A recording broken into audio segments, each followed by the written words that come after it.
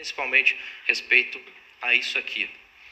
É o que a gente está procurando. Se não cumprirem as leis, não há como considerar que há algo realmente transparente e legal para a gente poder dizer para os nossos filhos que a gente escolheu alguém. A gente está na mão de um sistema que a gente não sabe direito se o que a gente colocou na urna é o que realmente está impresso num boletim de urna. Eu não quero continuar minha luta sempre pelos princípios ao qual sempre defendi, lutando por uma democracia limpa e transparente para o nosso país.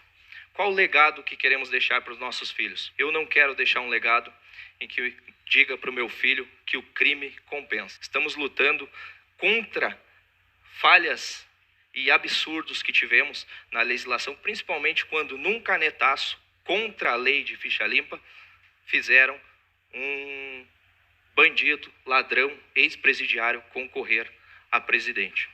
Queremos que a palavra democracia seja levada no seu pleno significado. Vimos uma democracia na eleição em que não há nada de democrático.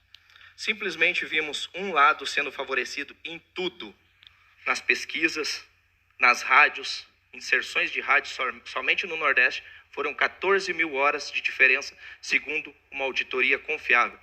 Auditoria que também cuida de fundos monetários internacionais, não há como questionar. Vimos também um lado que não havia nada de censura, mesmo mentindo, principalmente falando questões em que o presidente nosso, do PL, o nosso candidato, Bolsonaro, iria retirar direitos, iria simplesmente retirar direitos da CLT, direitos de aposentado. Tudo isso nós vimos e não houve censura para as mentiras de um lado. Do outro lado, simplesmente havia canais desmonetizados, censura a canais como a Jovem Pan. A Jovem Pan, que para quem diz que é um canal de direita, eu vejo como um canal que tem contraponto. Existe dos dois lados. Mas quando é citado fatos, não é achismo, não é aquela questão, eu acho que o teu presidente é ladrão, teu candidato, ou isso ou aquilo. É fatos, eles são censurados por fatos que já aconteceram. Então, é por uma democracia que não haja dessa forma, como existiu em 2022 agora, que a gente está lutando. Nós vimos situações muito estranhas, principalmente quando se trata de uma questão que a gente briga muito, que é contra eleições que não são eleições limpas, transparentes. Podemos falar já se baseando no nosso sistema eleitoral que desobedece à lei. A lei já faz 20 anos que ela é prevaricada, digamos assim, porque simplesmente existe uma lei bem clara que para ter uma eleição tem que ter contagem pública dos votos. E não é o que existe hoje. Temos um sistema com uma urna eletrônica que é utilizado onde? Venezuela? Butão? Bangladesh? Como podemos considerar esses uns países confiáveis em tecnologia? Então, assim, podemos se basear já pelo que aconteceu no nosso país a partir de 2014 para cá, onde o povo começou a pedir transparência e voto impresso. O que aconteceu? O próprio Aécio, em 2014, falou bem claro. Quando o povo realmente souber o que aconteceu nessas eleições, o povo irá se revoltar. Isso em 2014, palavras de Aécio Neves. 2018, existiu um hacker mais de 6 meses no sistema. A própria ministra Rosa Weber solicitou o inquérito e tivemos, inclusive, após o inquérito da ministra ativado pela Polícia Federal, que eles foram investigar, houve até arquivos apagados. Essa matéria dos arquivos, eu gostaria de ler um pedacinho na íntegra. Matéria da revista Oeste.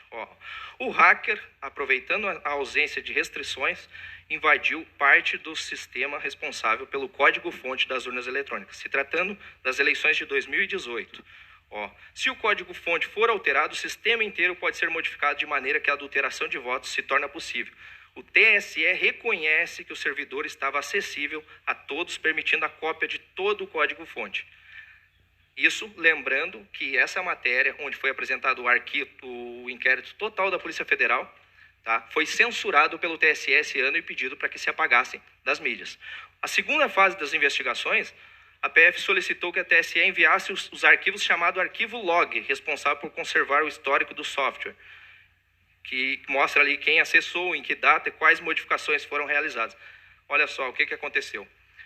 O ministro substituto, que teve a senha roubada, segundo ele, respondeu ao delegado da PF que, devido às manutenções para solucionar travamentos no firewall do TSE, A equipe Global IP, empresa terceirizada, fez reinstalação do serviço de gerência, não tendo o devido cuidado de não prejudicar os logs armazenados.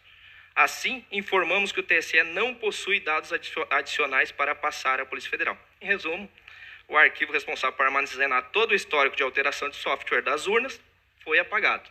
Enquanto tiverem esses tipos de situações, não poderemos confiar num pleito desse modo. Eu defendo também que a democracia ela passa pelo respeito das urnas. E não existe caminho para a pacificação e progresso do país para que não passe pelo respeito democrático e legítimo das urnas.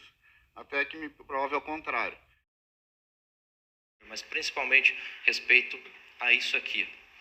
É o que a gente está procurando. Se não cumprirem as leis, não há como considerar que há algo realmente transparente e legal para a gente poder dizer para os nossos filhos que a gente escolheu alguém. A gente está na mão de um sistema que a gente não sabe direito se o que a gente colocou na urna é o que realmente está impresso num boletim de urna. Eu não sou especialista. Agora, eu teria certeza, se tivesse num sistema eletrônico, também ao lado um sistema físico, como manda a lei, que tem que ter contagem pública dos votos, eu concordaria.